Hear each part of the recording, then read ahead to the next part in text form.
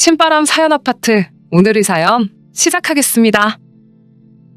안녕하세요. 저는 결혼 4년차 여자입니다. 아직 회사에 다니고 있고 당연히 남편과 저 사이에 아이는 아직 없어요. 남편은 체육 쪽을 전공했지만 대입에 실패하면서 1년 더 재수하는 대신에 군대에 일찍 입대를 했습니다. 병사 의무 복무 기간 2년을 채우고 나서 대학교를 재도전하려고 했는데 간부들 눈에 들어서 부사관 지원을 하게 되었고 그렇게 3년을 더 군 생활을 하다가 제대를 했어요. 전역하고 나니 대학교에 들어가는 게 겁이 났다고 하더라고요. 그래서 전역을 하자마자 곧바로 취직을 했고 거래처 여직원이었던 저를 만나게 되고 인연이 다 결혼까지 하게 되었습니다. 남편은 그때 다니던 회사에 아직도 다니고 있고 연차도 오래되어서 월급의 수당까지 합하면 한 달에 350만 원 정도를 벌고 있어요. 저도 아직 회사를 다니고 있고 둘이 버는 걸 합치면 600 정도를 벌고 있어서 결혼 생활 하는데 큰 문제는 없었습니다. 직접 발로 뛰는 만큼 돈을 좀 더 버는 구조라서 가끔 늦게까지 일하다 퇴근에 녹초가 되어서 집에 들어오는 날이 허다한데 그때마다 안쓰럽고 마음이 아팠습니다. 그래도 가족을 위해서 듬직하게 곰처럼 일하는 순수한 모습이 남편의 최고 장점이라고 생각했고 이 남자라면 평생을 함께해도 될 거라 생각했어요. 하지만 결국 단 한 가지의 단점에 이렇게 이혼을 결심하게 되었습니다. 지금부터 그 이야기를 해보려고 합니다. 신랑한테 남동생이 한 명 있어요. 남편하고는 4살 차이나 나는데 남편과는 다르게 공부머리가 있어서 4년제 상위권 대학을 나왔습니다. 하지만 저보다도 2살이나 어린데 아주 버르장머리가 없다고 해야 하나요? 도련님 때문에 기분 나쁜 적이 한두 번이 아니었어요. 저 역시 전문대를 졸업해서 곧바로 취직을 했고 시부모님 2분 다 고졸이기 때문에 도련님이 저를 포함한 씨가 식구들 중에서는 가장 학력이 좋습니다. 그래서 그런가 시부모님이 도련님에 대한 믿음이 아주 커요. 남편도 그 영향을 받은 건지 잘 모르는 게 있으면 동생에게 먼저 물어보고 동생이 하는 말이라면 똑똑한 놈이 하는 말이니까 하면서 100% 신뢰를 합니다. 저는 그런 부분이 조금 갑갑했어요. 제가 볼 땐 아직 취직도 못한 햇병아리가 자기가 우물한 개구리인 줄도 모르고 잘난 척을 하는 것 같은데 조금이라도 제가 도련님이 내린 결정에 의문을 제기하거나 조금이라도 불만을 가지면 제 말을 들을 생각은 안 하고 제가 학벌에 자격지심이 있어서 자기 동생의 의견에 반대를 위한 반대를 한다는 식으로 몰아가더라고요. 사실 저는 도련님의 첫인상부터가 마음에 들지 않았어요. 남편이 가족들을 처음 소개해주는 자리에서 제가 어느 학교를 나왔는지 집요하게 물어보더라고요. 전문대를 나왔다는 게 부끄러운 사실이 아니라고 생각해서 제가 졸업한 학교를 말해줬더니 응? 거기는 대학교가 아니라 전문대 아니에요? 라고 하면서 비아냥대더라고요.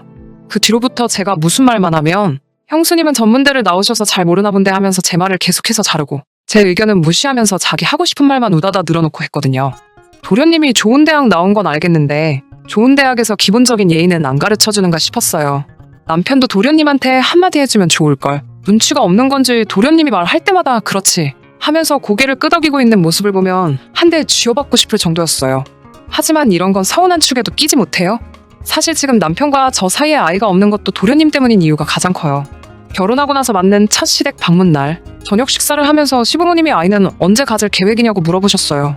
결혼도 했는데 늦출 이유가 없다는 생각에 기회만 되면 바로 갖고 싶다고 대답해 드렸는데 뜬금없이 도련님이 중간에 대화에 참여하더니 요즘 애들의 행복은 학력으로 결정된다는 얼토당토 않는 말을 하면서 군바리의 전문대를 졸업한 저희가 아이들 교육을 똑바로 할 수 있겠냐고 한 명당 사교육비 1억씩 모을 때까지는 아이를 갖지 않는 편이 앞으로 태어날 아이를 위해서도 더 좋을 거라는 말도 안 되는 소리를 했어요. 시부모님은 조금 떨떠름한 표정이셨는데 남편한테는 그 개소리가 엄청난 조언처럼 들렸나 봐요. 그 후로 남편이 아이 사교육비로 나갈 목돈을 만들기 전까지는 아이 만드는 걸 조금 미루자고 제안을 했고 저는 헛소리 하지 말라고 당연히 거절을 했어요. 하지만 제가 아무리 노력을 해도 남편이 너무 조심을 하니 어떻게 할 방법이 없더라고요. 그걸로 몇 번은 싸웠는데 아이가 멍청한 걸로 놀림받을 생각을 해보라고 하면서 5년만 더 열심히 모아서 우리 아이는 원하는 공부 다 시켜주고 싶다고 울먹이며 이야기하더라고요. 아이가 태어나면 제가 회사를 그만두어야 하니 조금 여유있게 돈을 모으고 싶다고 했어요. 너무나도 강경하게 나오기도 했고 남편 본인이 배우지 못한 것에 대한 서러움을 제게 표현한 게 처음이라서 5년은 너무 길다고 앞으로 3년만 더 기다리기로 했습니다. 남편을 봐서라도 몇 번을 참아왔지만 도련님의 예의 없는 행동이 도를 넘은 건 재작년 일이었습니다. 시어머니가 환갑이 되시는 해이기도 해서 무언가 특별한 선물을 해드리고 싶었어요. 그래서 이것저것 알아보다가 시댁에 가정마다 하나씩은 있을 만한 가족사진이 하나도 없던 게 기억이 나서 시부모님을 모시고 가족사진을 찍으면 좋겠다는 생각이 들었어요. 사진을 찍기로 한 당일날 옷들 다 차려입고 스튜디오 앞에서 온 가족이 모였습니다. 약속 시간보다 30분이나 늦게 온 도련님이 사과는 못할 망정 오랜만에 정장을 입고 있는 제 남편을 보면서 형은 정장이 참 안 어울린다며 이죽대고 있더라고요. 그 모습에 제가 너무 화가 나서 도련님은 형한테 말버릇이 그게 뭐냐고 부모님도 계시고 다 도련님 윗사람들인데 기다리게 했으면 먼저 사과를 해야지 얼렁뚱땅 넘어가려 하느냐고 한 소리를 했어요. 제가 한 말이 기분이 나빠 보였지만 틀린 말이 없었으니 엄청 분해하기만 하고 아무 말도 못하더라고요. 스튜디오에 도착해서 사진을 찍기 위해 사진작가님의 안내를 받으며 카메라 앞으로 온 가족이 나란히 섰는데 도련님이 사진 찍기를 거부하고 움직일 생각을 안 하더라고요. 시부모님이 도련님에게 빨리 안 오고 뭐하냐고 눈치를 주시는데 도련님이 이건 가족 사진인데 형수님이 사진을 왜 같이 찍냐고 하더라고요. 그게 무슨 말이에요? 가족 사진이니까 당연히 저도 같이 찍어야죠. 아까 제가 한 소리 한 것 때문에 그런 거면 제가 사과드릴 테니까 빨리 이쪽으로 오세요. 라고 말했어요. 사과는 하고 싶지 않았는데 스튜디오 촬영 시간이 한정적이라서 작가님이 많이 당황한 듯 보여 도련님을 달래주기 위해 할 수밖에 없었습니다. 그런데 도련님의 반응이 더 어이가 없더군요. 또 저의 학력을 가지고 물고 늘어지며 형수님이 전문대를 나와서 잘 모르나 본데 가족관계 등록부상 직계가족에는 며느리는 포함되지 않으니 형수님이 거기에 껴있으면 그건 진정한 가족사진이 아니라면서 어깃장을 놓더라고요. 시부모님이나 남편이 똥꼬집을 부리는 도련님 좀 타일러줬으면 했는데 또 도련님이 하는 말이라면 철석같이 믿는 사람들이니 어쩌지도 못하고 가만히 있더라고요. 결국 같이 찍내만해로 실갱이를 하다가 당황한 작가님이 그럼 동생분 빼고 사진 한 장, 그리고 저를 빼고 사진 한 장에서 따로 찍자는 제안을 해서 그렇게 하기로 했어요. 어이가 없었지만 그래도 꼴보기 싫은 도련님하고 같이 사진을 안 찍어도 된다는 걸로 저도 나름 위안을 삼았는데 사진을 찍고 한참 뒤에 방문한 시댁에서 저를 제외하고 찍은 가족 사진을 벽에 떡하니 걸어놓은 모습을 보고 정말 서럽고 서운해서 그날 집에 와서 펑펑 참아왔던 눈물을 쏟아버리고 말았습니다. 그날 남편한테는 이제 도련님하고 한 번이라도 이런 일로 얽히게 되면 차라리 이혼을 하자고 엄포를 놓았어요. 결혼한 지 3년이나 돼서 가족 대접도 못 받고 살봐야 진짜 남남으로 사는 게 맞지 않냐고 따졌더니 남편이 처음으로 제 눈치를 다 보더라고요. 그렇게 그날 이후로 1년 정도를 시댁 식구들과는 얼굴도 안 보고 살았습니다. 명절날이나 가족 행사가 있어도 남편만 혼자서 보내고 저는 가지를 않았어요. 그리고 작년 여름 처음으로 시댁 행사에 참여하게 되었습니다. 갈 생각은 하나도 없었지만 남편이 이만하면 됐지 않냐고 이제 절대 저를 서운하게 하지 않을 테니 그날 일은 이제 그만 용서해달라는 부탁에 결국 이기지 못하고 참석하게 되었습니다. 시댁과 저를 다시 만나게 해준 행사는 도련님의 결혼식이었습니다. 아직도 취직도 못하신 대단한 도련님이 직장이 생기기도 전에 어디서 속도 위반을 해가지고 아주 급하게 결혼식을 올리게 되었다고 하더라고요.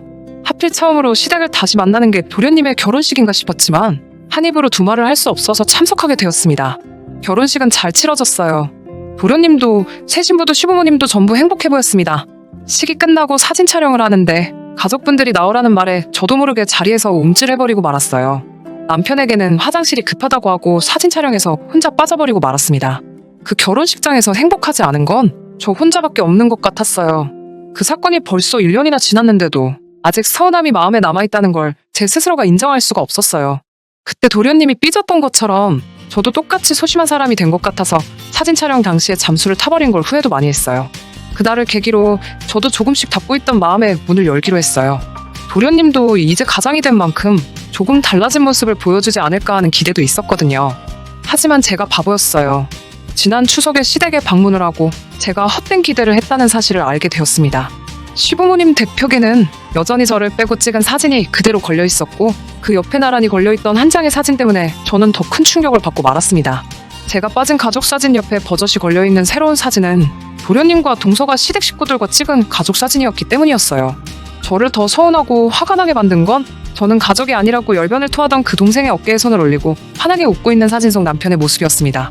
남편에게 저 사진은 뭐냐고 물었는데 결혼하기 전에 벽에 있는 가족 사진을 보고 동서가 자기도 찍고 싶다고 해서 새로 찍은 가족 사진이라고 하더라고요.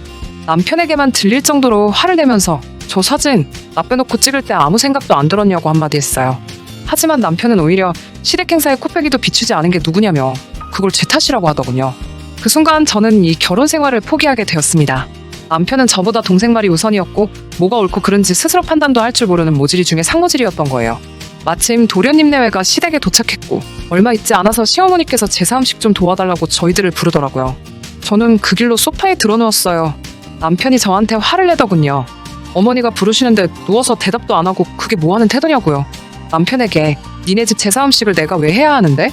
라고 대꾸했죠. 시어머니가 그 모습을 보더니 제 이름을 다시 부르시더니 오랜만에 와가지고 지금 뭐하는 거냐고 냉큼 이리 오지 못하겠냐고 화를 내셨어요. 어머님께도 어머님 제가 언제부터 이 집 가족이었나요? 하고 대답해 드렸어요. 새동서는 제가 이러는 이유를 모르니 중간에서 눈치만 살살 보고 있더라고요. 그래서 제가 동서에게 한마디 했습니다. 동서도 남의 집 제사 챙기지 마요. 서방님이 그러는데 며느리는 가족이 아니라고 했어요. 몰랐어요? 혹시 동서도 대학을 안 나왔나? 도련님은 동서를 가족으로 안 쳐줄 텐데 뭐하러 거기서 남의 집 음식을 하고 있어요? 아닌가? 동서는 가족 사진을 찍었으니 가족으로 특별 대우해주나 봐요. 제가 틀렸나 봐요. 저는 전문대 나와서 몰랐어요. 동서는 가족 맞는가 봐요. 그러니까 그냥 거기서 전이나 붙이고 계세요. 라고 한마디 하고 저는 자리에서 일어났어요. 솔직히 제 행동이 옳았다고 생각하지는 않습니다. 저야말로 지난 일을 가지고 꽁에 있어 꼬장을 부린 거나 마찬가지죠.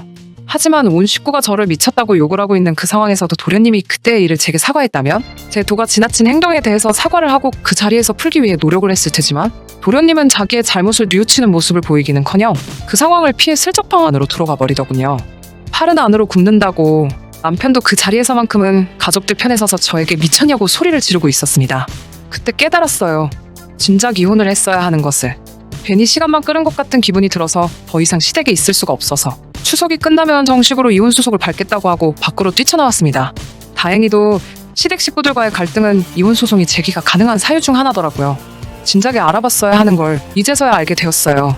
예고한 대로 이혼 서류를 준비해가니 집안은 당연히 뒤집어졌어요. 도련님은 그제서야 제게 그때 자기가 실수를 했다고 미안했다고 사과를 하더라고요. 사과의 의미로 자기네 부부까지 같이 해서 이번에는 6명이서 같이 가족 사진을 새로 찍으면 어떻겠냐고 물어왔어요. 도련님에게는 제가 무슨 그쪽하고 사진을 못 찍어서 이러는 것 같냐고 앞으로 동서나 섭섭치 않게 잘 챙겨주라고 말했어요. 동서는 이제 그 집에서 가족으로 인정받은 유일한 며느리가 될 테니까요. 애도 없겠다. 저를 붙잡는 건 아무것도 없어요. 늦었지만 이제서야 새 출발을 하려고 합니다. 1년이라는 시간을 더 허비했으니 더 이상 시간을 낭비하고 싶지 않아요. 남편에게 조금의 눈치라도 있었더라면 이 정도로 파국으로 치닫지는 않았을 거예요. 장점도 참 많은 사람이지만 결국 동생 뜻을 한 번도 거스르지 못하고 이 상황까지 오게 만든 남편의 잘못이 가장 크다고 생각해요. 이혼녀 딱지까지 붙은 제가 새로운 출발을 할 수 있을지는 아직 확신이 서질 않지만 이 결정이 저를 더 행복한 사람으로 만들어줄 거라 믿으며 이만 사연 줄이도록 하겠습니다. 끝까지 들어주셔서 감사합니다. 오늘의 사연은 여기까지입니다. 구독과 좋아요, 알람 설정 부탁드리고 더 좋은 사연으로 다시 찾아뵙겠습니다. 감사합니다.